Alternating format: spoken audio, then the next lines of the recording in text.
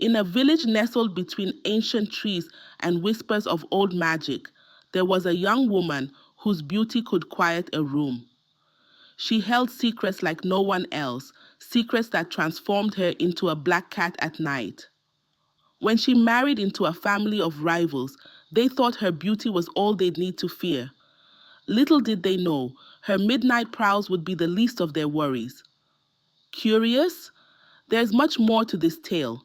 Subscribe to Savannah Storytime for stories of mystery, rivalry, and the magic hidden in the shadows.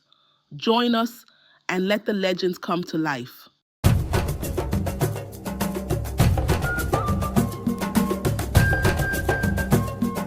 Amaoma, a village hidden in the lush heart of ancient forests, a place so steeped in tradition and tales that even the air feels thick with secrets. It's here, amidst the whispering trees and sacred stones, that Ezinne was born. A quiet girl, her eyes deep as a forest at night, watching, observing, always with a hint of mystery. The villagers had a saying about Ezinne, that by day she was as innocent as a river's edge, but by night, well, that was when the whispers began. People in Amaoma said there was something different about her. How else could they explain the way she would wander the village at odd hours, silently slipping through shadows as if she was part of them? That child, they'd murmur, she carries a curse. And in a village like Amaoma, where legends were as real as the trees, such words weren't taken lightly. Then came her 13th year. 13, an age ripe with mystery.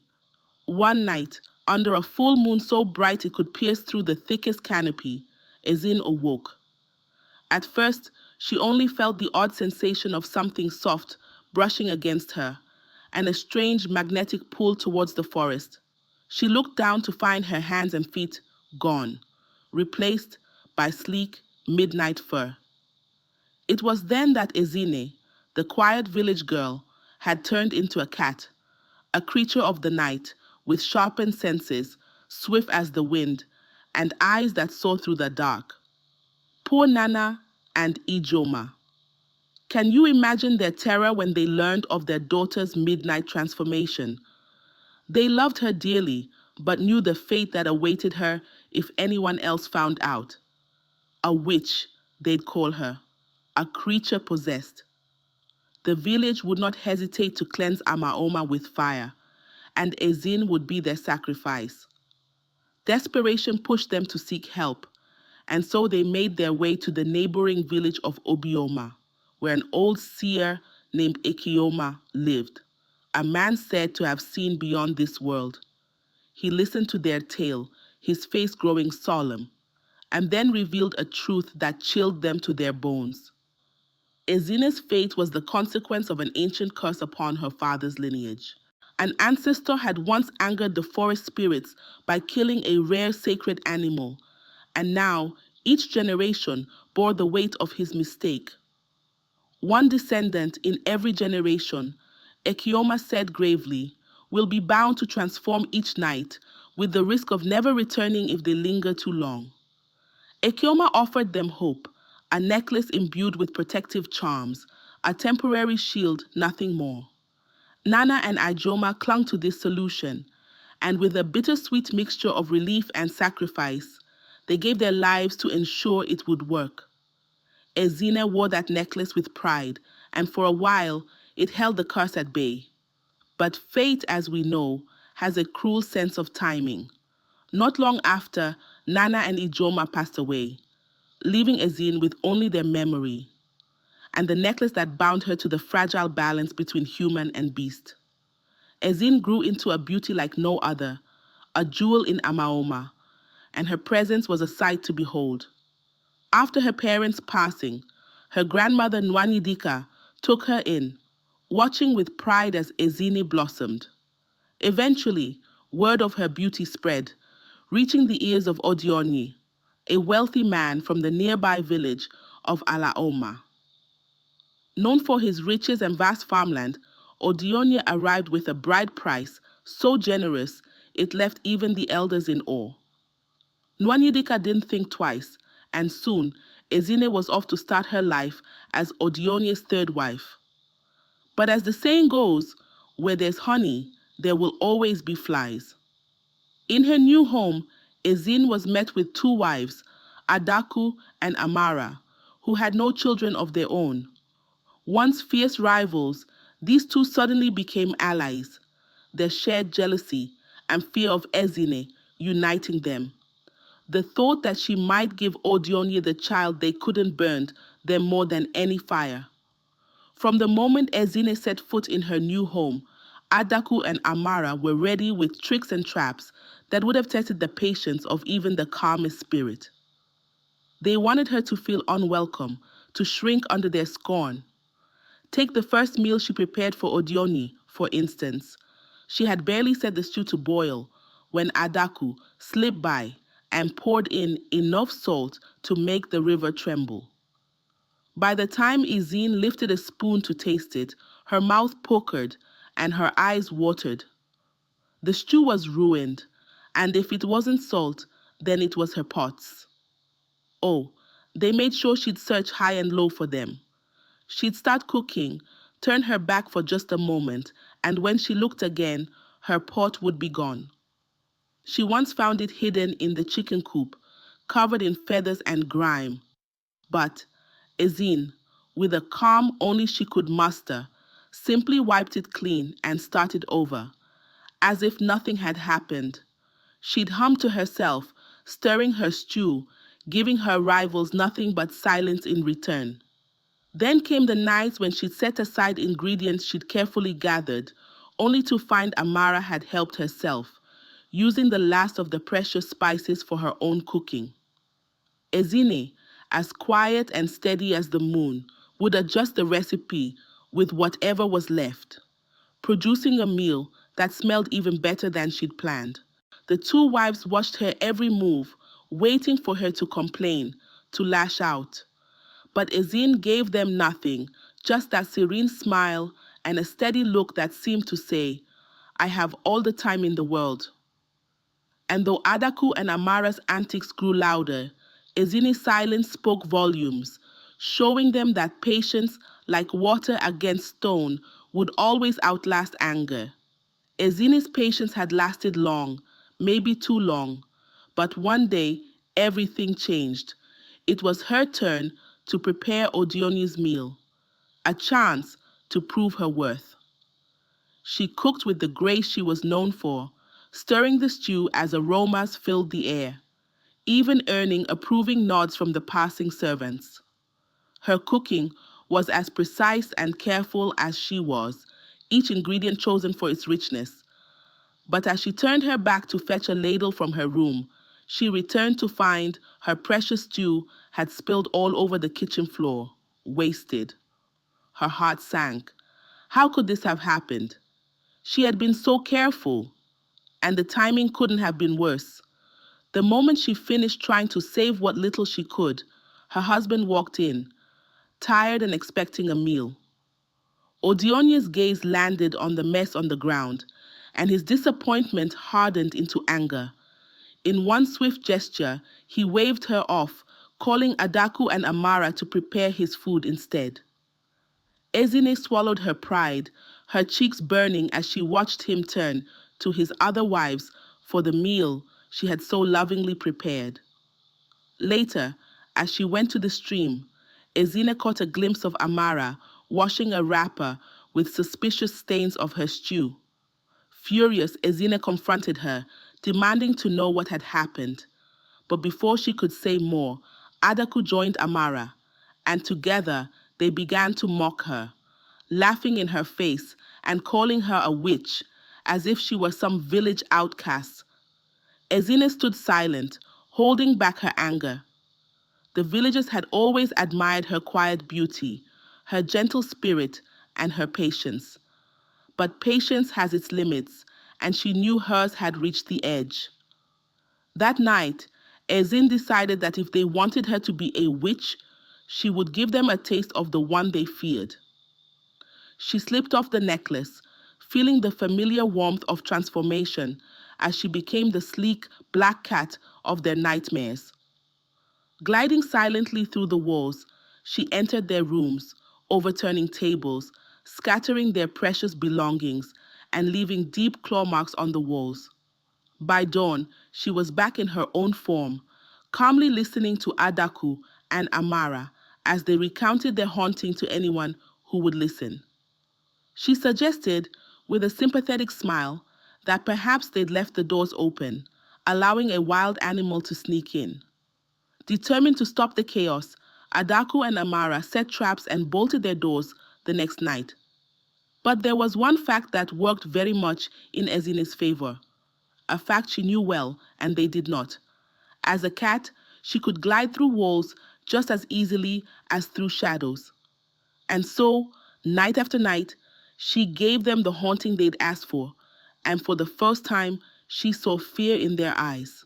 When Odionye grew tired of the nightly disturbances, he decided to bring in the village hunter, Obina, to deal with this so-called haunting cat. Now, Obina was known for his bravery, for taking down wild boars and scaling trees to wrestle down monkeys. There was little in Amaoma he hadn't conquered. But he had yet to face a creature quite like Ezinne in her mysterious cat form. On the night of their fateful encounter, Obina crept silently into the compound, his bow ready, his footsteps light. There, in the shadows, he spotted her, the sleek black cat with eyes that seemed to see right through him. He moved forward, prepared to strike, but just as he raised his bow, Ezinne melted into the wall, vanishing as if she were made of smoke. Obina's heart pounded. His bravado faded to pure panic. The chill of fear ran down his spine, so hard his bladder gave way, and with trousers soaked and pride shattered, he bolted from the compound, leaving a trail of terror behind him. But the nightly hauntings didn't stop.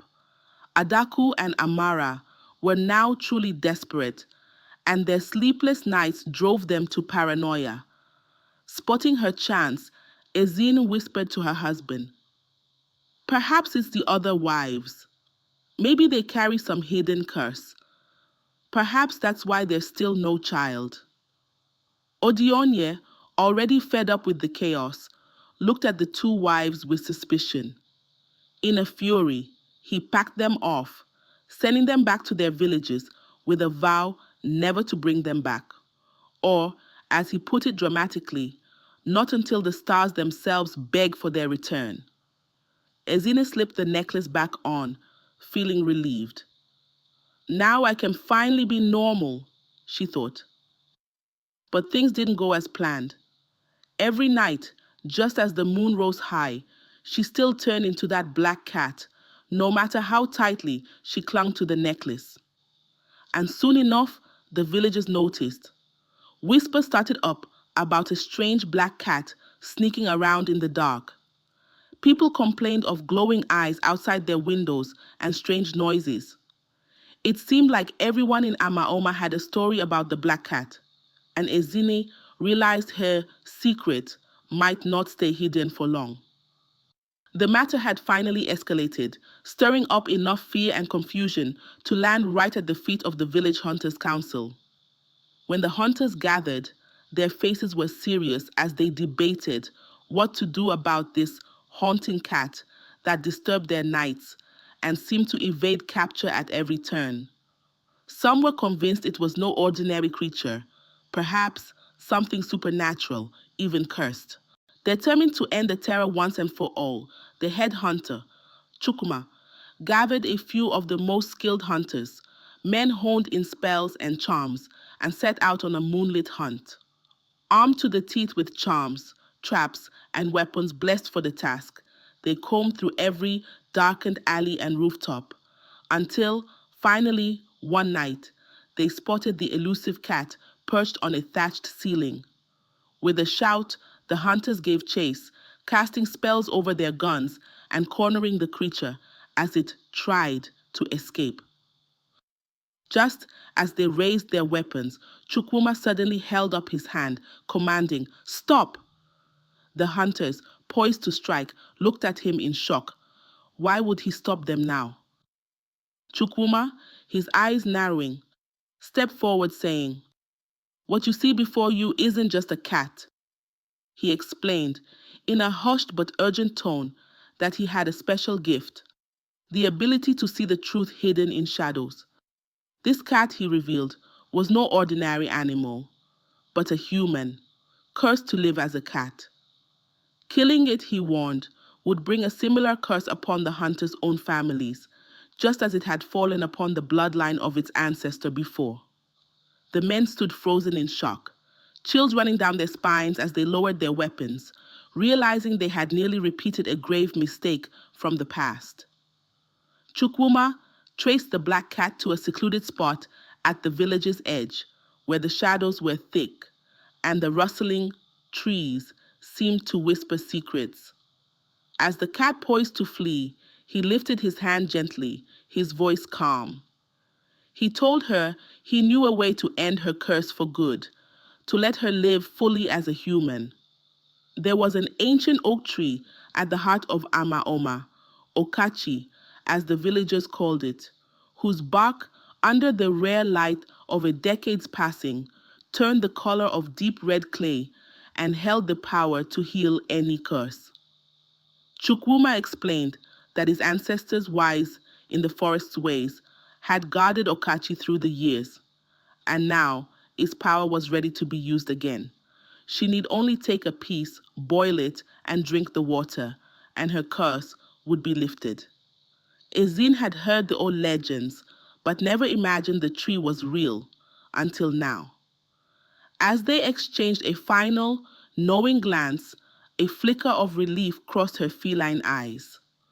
Chukwuma gathered a bundle of dry sticks and branches, lighting them in a small fire and waving the other hunters over as the flames crackled.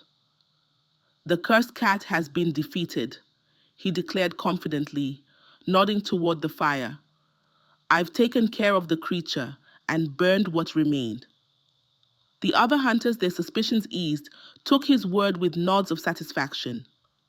Chukwuma instructed them to spread the news through the village, ensuring that no one would question him or search further. As the hunters dispersed, he watched the smoke drift skyward, his gaze thoughtful and resolved. When dawn finally broke, Ezinne slipped back into human form, heart pounding with renewed hope. She hurried to the center of Amaoma, where Okachi stood, mighty and ancient. Carefully, she sliced off a piece of its crimson bark, then rushed back home before the village awoke. Following Chukwuma's instructions, she boiled the bark and drank its bitter water, feeling a warm glow spread through her. As the days passed, she waited, anxious and hopeful, and then she realized it. The transformations had ceased. The curse was lifted at last. The relief was overwhelming. She returned to life with her husband, her days filled with the simple joys of a normal life, free from the fear of the midnight curse. Yet, as the silence returned to her household and her former rivals, Adaku and Amara, were sent away, Ezinne felt a pang of regret for her actions, realizing how close she had come to being lost forever. 1 month after Ezinne's freedom from the curse, she received joyous news. She was expecting a child. And when her baby boy finally arrived, the entire village of Amaoma celebrated, for this little one was not just a son. He was the long-awaited heir to Odionia's wealth and legacy. On the day of the grand naming ceremony, the two former wives, Adaku and Amara, reappeared, their faces painted with exaggerated smiles. They came bearing gifts, showering Ezinne with sweet words, each begging for her favor with their husband, hoping she'd convince him to allow them back. They stumbled over one another in their eagerness, praising her beauty, her cooking, and her kindness, qualities they'd once mocked. But the real spectacle came during the feast. Adaku and Amara awkwardly fought over trays of food, each trying to serve Ezinne first, spilling drinks, dropping morsels, and whispering jealous complaints about the other's efforts. Ezinne simply watched them, a quiet smirk on her lips, knowing she had not only won Odionye's heart, but also freed herself from both the curse and their bitterness. With her baby in her arms, her heart full, and her two former rivals tripping over themselves to gain her approval, Ezinne couldn't have asked for a sweeter ending to her story. And so, the story of Ezinne, the girl who turned into a cat every night, became a tale whispered in Amaoma and beyond. From the jealous wives to the trembling hunter who wet his trousers, and finally to the desperate villagers who nearly paid the price for Ezinne's ancient curse. This story held something for everyone. Now, as Ezinne sits beside her husband, watching her rivals fight over plates of food, her lips curve in a smile that only she understands. For in Amaoma, everyone remembers the lesson of Ezinne the cat. Sometimes, those accused of witchcraft might just be clever enough to make the legend true. So, the next time you hear scratching at your door late at night or see a shadow slipping silently across the wall, you might wonder, could it be Ezinne paying a little visit? If you enjoyed this tale from the heart of the savannah, don't let the stories end here. Subscribe to Savannah Storytime for more enchanting, thrilling, and unforgettable legends from across Africa. Join us on this journey where every story hides a lesson, a mystery, or a touch of magic waiting to unfold. And don't forget to hit the notification bell so you never miss a new adventure. See you in the next tale.